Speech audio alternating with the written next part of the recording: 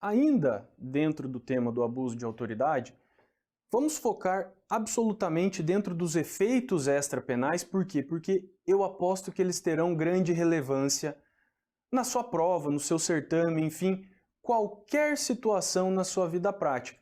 Ah, e não esquece não, hein? Você que é meu aluno, você nunca vai ser responsabilizado pelo crime de abuso de autoridade. Por quê? Porque você vai honrar, com a mais absoluta certeza, todos os princípios éticos que pautam a administração pública. É isso aí? Eu confio em você. Gente, então olha só.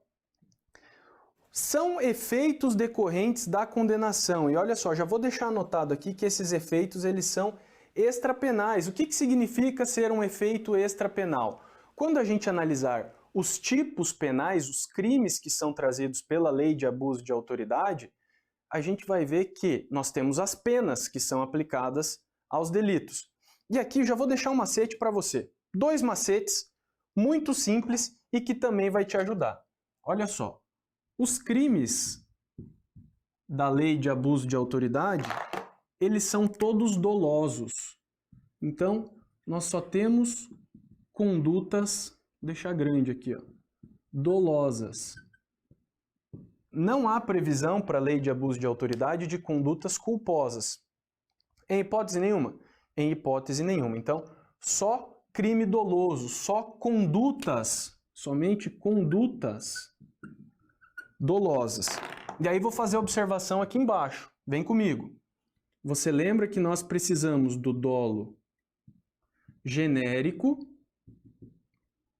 mais o dolo específico para que o crime seja consumado. E lembra lá que o dolo específico é no intuito de prejudicar ou de beneficiar outrem ou para satisfazer uma sensação pessoal, um capricho pessoal do agente. Beleza? Vou colocar isso aqui, inclusive no que diz respeito à fundamentação. Isso aqui vai aparecer lá no artigo 1º, parágrafo 1º da nossa lei de abuso de autoridade. Na prática, nós ainda não vivenciamos muito essa lei, porque ela é muito nova. Mas o que é muito difícil? Esse dolo específico, ele é muito abrangente. Fica muito difícil de você comprovar que uma pessoa agiu com uma finalidade de satisfazer um capricho pessoal ou com a finalidade de prejudicar outrem. Onde eu quero chegar é que, para quem trabalha num aspecto defensivo nessa situação, é muito fácil arguir a ausência de dolo específico. Tudo bem? Essa é uma questão que vai ser muito enfrentada, muito debatida. Legal? E quando vocês forem fazer as questões de abuso de autoridade, já era uma tendência, especialmente da banca CESP, antes da reforma legislativa, cobrar tão somente a letra da lei, ou falar, os crimes previstos na lei de abuso de autoridade somente são praticados na modalidade dolosa. Isso aí já estava certo, tudo bem? Ele não fazia a menção da necessidade do dolo específico. Mas como isso surgiu agora na nova lei, eu acredito que isso deve aparecer também para reforçar esse tipo de situação ou para induzir o candidato a erro. Show?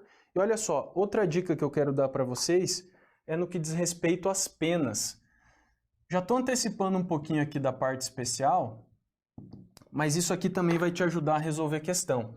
Olha só, as penas na lei de abuso de autoridade, elas são somente detenção. Somente penas de detenção. As penas de detenção são aquelas que são cumpridas em regime semiaberto ou no regime aberto. Beleza? Não há que se falar em pena de reclusão para crime de abuso de autoridade. Quer mais uma sacada? Olha só que hoje eu tô bonzinho, hein? No que diz respeito ao quantum de pena aplicado. Aqui nós teremos penas que podem variar no intervalo de 1 a 4 anos, sempre de detenção, ou de 6 meses a 2 anos, também de detenção. Tudo bem? Percebam que, quando estudar a parte especial, nós teremos infrações de menor potencial ofensivo e nós teremos infrações que serão submetidas ao procedimento comum. Beleza? Então, nós temos duas situações. Aqui nós já arrematamos uma questão que pode aparecer na sua prova. É correto afirmar que os crimes da lei de abuso de autoridade serão processados perante o GCRIM? Opa! Se eu analisasse só as condutas que são puníveis com pena, com intervalo de pena de 6 meses a 2 anos, sim. Agora, aquelas infrações cujo intervalo de pena variam de 1 a 4 anos não são infrações de competência do GCRIM por causa da pena máxima. No GCRIM, só se consideram as infrações com pena de até 2 anos. Beleza? Está lá no artigo 61 da referida lei. Olha esse macetão aqui, ó. Só no que diz respeito às penas e no que diz respeito à natureza dos crimes aí que só podem ser praticados de maneira dolosa, eu tenho certeza absoluta que você vai arrematar as questões.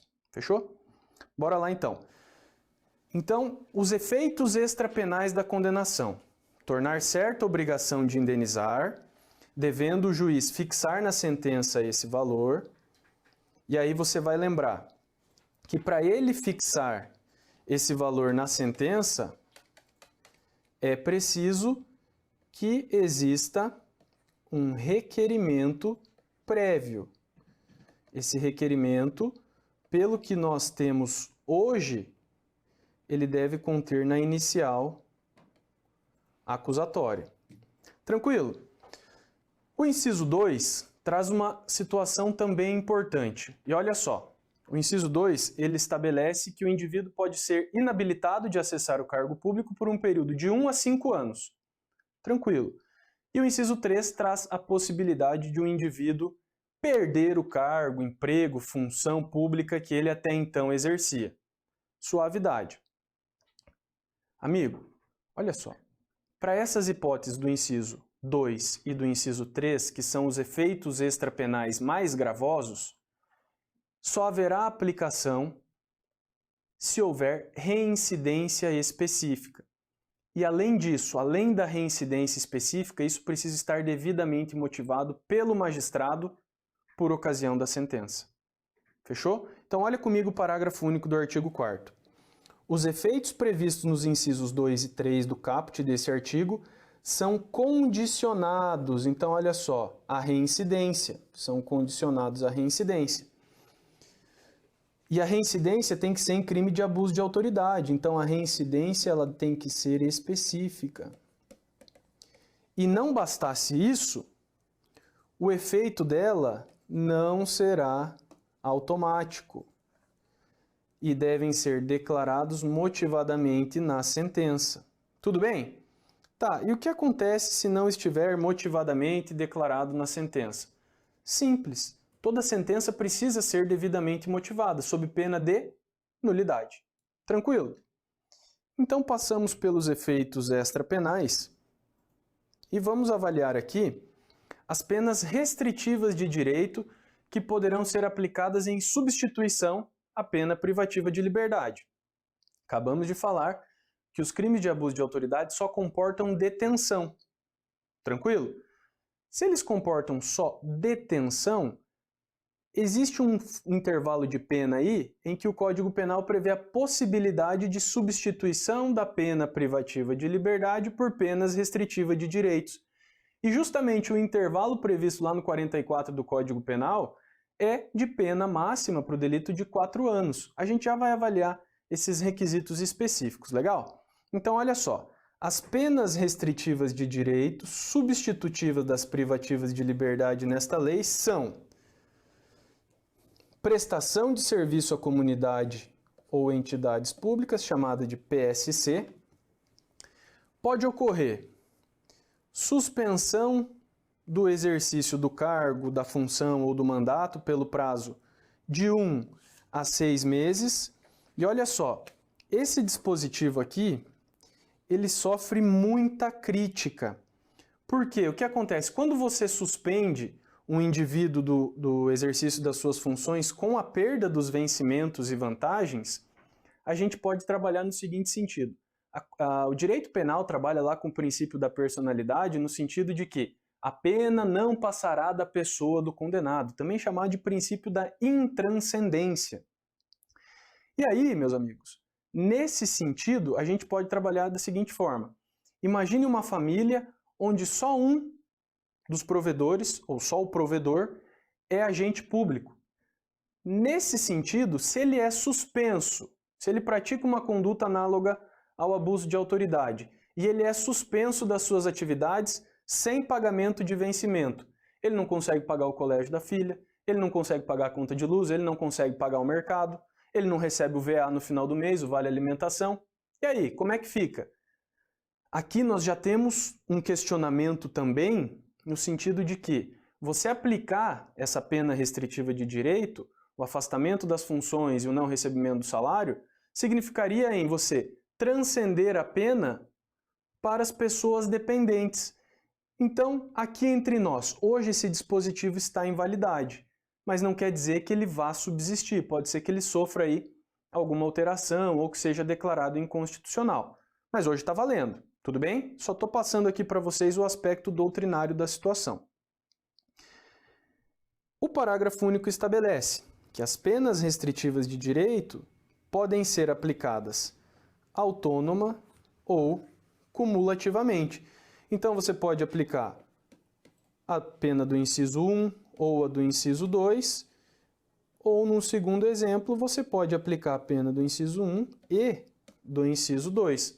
Elas podem ser aplicadas de maneira isolada ou de maneira cumulativas. Fechou? Tranquilo.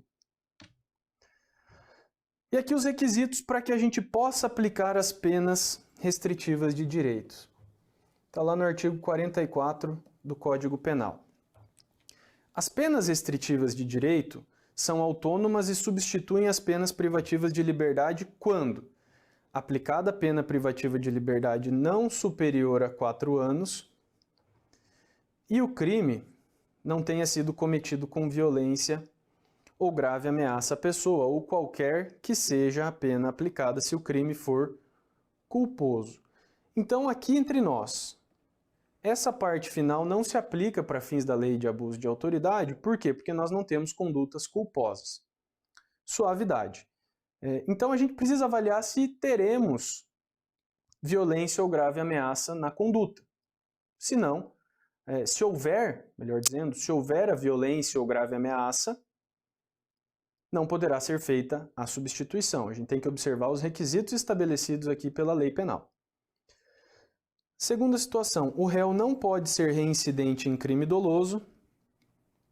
Essas duas circunstâncias aqui, que são chamadas de circunstâncias objetivas, porque já são estabelecidas pela própria lei e não estão relacionadas com a pessoa do agente, são questões específicas, pontuais. Enquanto que o inciso 3, ele diz respeito à culpabilidade, os antecedentes, conduta social e a personalidade do condenado, bem como os motivos e as circunstâncias indicarem que esta substituição seja suficiente. Esse inciso 3, ele traz um requisito de ordem subjetiva, porque está ligado com a pessoa, a personalidade do indivíduo que foi condenado. Tranquilo? Beleza? Respira e vem comigo. Vamos para o artigo 6º. Sanções de natureza civil e administrativa. Artigo 6º. As penas previstas nesta lei serão aplicadas independentemente das sanções de natureza civil ou administrativa cabíveis.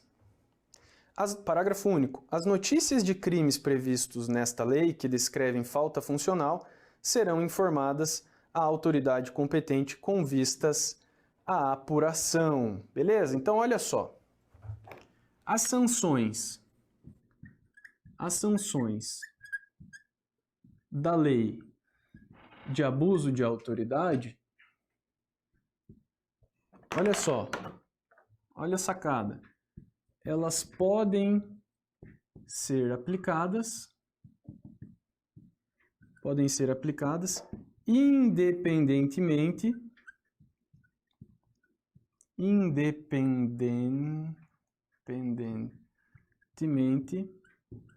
das outras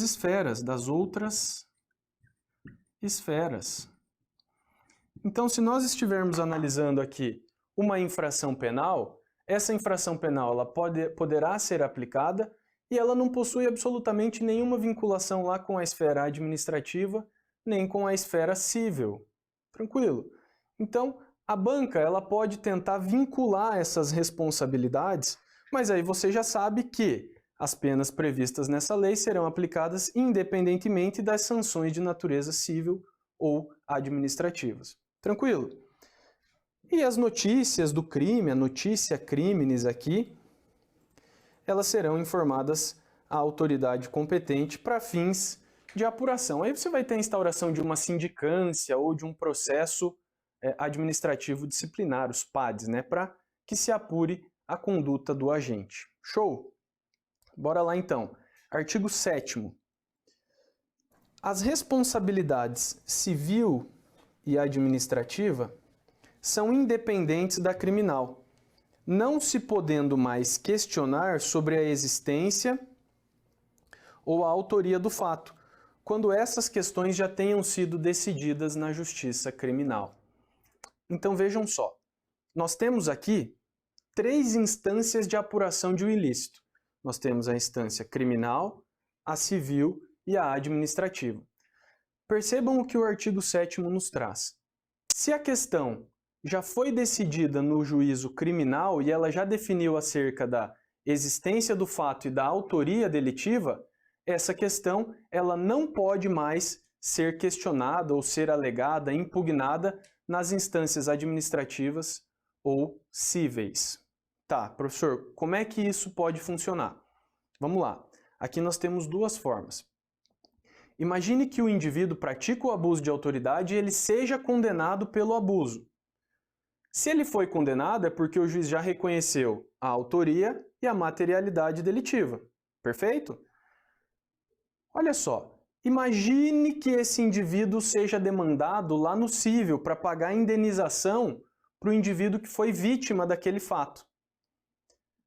Pode lá no juízo cível o indivíduo chegar e falar: ah, mas não fui eu, ou seja, negando a autoria?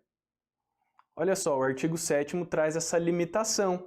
As responsabilidades civil e administrativa são independentes e não se pode mais questionar sobre a existência do fato ou sobre a autoria do fato, se isso já tiver sido julgado lá no juízo criminal. Então, se ele foi condenado no criminal e ele é demandado no cível, ele não pode alegar lá uma negativa de autoria ou uma inexistência do fato. Tudo bem? Beleza? Outra situação. O indivíduo foi demandado por abuso de autoridade e o juiz o absolve, entendendo que não foi ele quem praticou, ou seja, reconhecendo a negativa de autoria. E aí a vítima também demanda esse indivíduo lá no cível.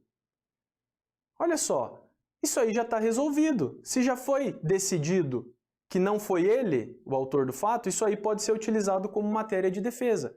Olha só, se ele já foi inocentado, vamos dizer assim, lá no juízo criminal, essa matéria já está transitada em julgado também no cível. Você não pode levantar um novo questionamento, uma nova discussão sobre o que já está decidido acerca de existência do fato ou acerca da autoria. Fechou? Beleza? E olha só, o artigo 8º aqui ele traz uma redação bem truncada e ele pode te levar a uma errônea interpretação da realidade. Mas vamos esclarecer isso aqui nesse exato momento. Artigo 8º. Faz coisa julgada em âmbito cível, então olha que expressão importante. Faz coisa julgada em âmbito cível, assim como no administrativo disciplinar, a sentença penal que reconhecer ter sido o ato praticado em estado de necessidade, em legítima defesa, em estrito cumprimento do dever legal ou no exercício regular do direito. O que é isso? Está falando que faz coisa julgada no cível a sentença criminal que reconheça uma excludente de ilicitude. Mas, gente, Vem para mim aqui. Quando a parte inicial aí do artigo 8º trabalha, faz coisa julgada nocível, a sentença que reconheça que o agente agiu em estado de necessidade, parece que essa coisa julgada por si só impede a ocorrência de qualquer tipo de indenização, por exemplo. Mas não foi isso que o legislador exatamente quis dizer. O que o legislador buscou alcançar aqui com esse artigo 8º? Ele buscou alcançar o sentido de que, se o juiz criminal reconhece que houve a atuação em ou dentro de uma das formas de excludente de ilicitude, isso não pode mais se discutir. Agora, não está dizendo que o indivíduo não possa ou não deva indenizar pelos seus atos, ou que a administração não deva indenizar em responsabilidade objetiva pelos atos dos seus agentes. A gente estuda isso lá no direito constitucional, não é? O artigo 37, parágrafo 6º, traz lá a responsabilidade objetiva do Estado. Pensa comigo o seguinte: você vai ser policial federal e um belo dia você pode se deparar com uma situação de perseguição. Você pode estar perseguindo o indivíduo ali, você está lá na sua viatura e a perseguição ela acontece de inopino, de repente. Então você está transitando ali e se depara com um indivíduo suspeito e começa a perseguição um carro atrás do outro. Você está sentado no banco do carona. Você sai pela janela com a sua arma e você está com uma arma curta, você está com a sua pistola. Você não tem um poder de precisão que você teria se tivesse com uma arma longa. Então o que acontece? Imagine que você está ali numa estrada irregular, numa perseguição em alta velocidade, o lugar é relativamente habitado e o indivíduo está furando o sinal, está colocando todos os transeuntes em risco, e aí para tentar cessar aquela agressão que você vê como injusta à sociedade, você pratica um disparo. Qual que é o teu objetivo? O teu objetivo é conter o veículo da frente. Só que imagina comigo o seguinte: em razão de um erro na execução, de um erro na pontaria que ocorre por conta da imprecisão da sua mira, o seu disparo, ele bate no para-choque do carro, ricocheteia e acerta uma criança que estava passando na calçada. Essa situação é muito corriqueira, especialmente em áreas de fronteira. E não precisa ser necessariamente com o ricochete da bala, pode ser com um disparo direto a partir de um erro na execução. Gente, o que o artigo 73 do Código Penal fala sobre o erro na execução? Que deve ser considerada a vítima ou a pessoa que você procurava acertar, e não quem efetivamente você acertou. Tudo bem, então nesse cenário você agiu aí num estado de necessidade de terceiro, ou você pode conjugar também no estrito cumprimento do dever legal, você pode conjugar essas duas situações. Mas olha só, essa decisão, se você for eventualmente processado por um abuso de autoridade diante de um fato como esse, tudo bem, pode ser reconhecida a exclusão da ilicitude, tudo bem. Isso também pode ser reconhecido lá no cível. Agora, o que a família daquela menina tem a ver com a sua legítima defesa? Nada. Então, se você estava no exercício funcional, o Estado, a União, enfim, terão que indenizar aquela família. Então toma cuidado com o alcance desse dispositivo, porque ele pode ser meio sacana, ele pode te confundir, tá? Como é que eu aposto que isso aqui caia? Letra da lei. Faz coisa julgada no âmbito civil, assim como no administrativo, a sentença que reconhece que o indivíduo agiu com base numa excludente de ilicitude? Certo. Beleza? Se a questão for mais profunda e te obrigar a pensar um pouco, você lembra dessa situação que nós trabalhamos. Mas eu aposto, sinceramente, na letra da lei. Tranquilidade? Assim a gente arremata a parte geral da lei de abuso de autoridade. Beleza? Que ela vem aqui até o artigo 8º. Então agora, do artigo 9º até o artigo 38, a gente trabalha com condutas ilícitas, tá? Aí com lei penal propriamente dita, conduta e pena. Agora a gente vai focar bem nesse aspecto. Show de bola!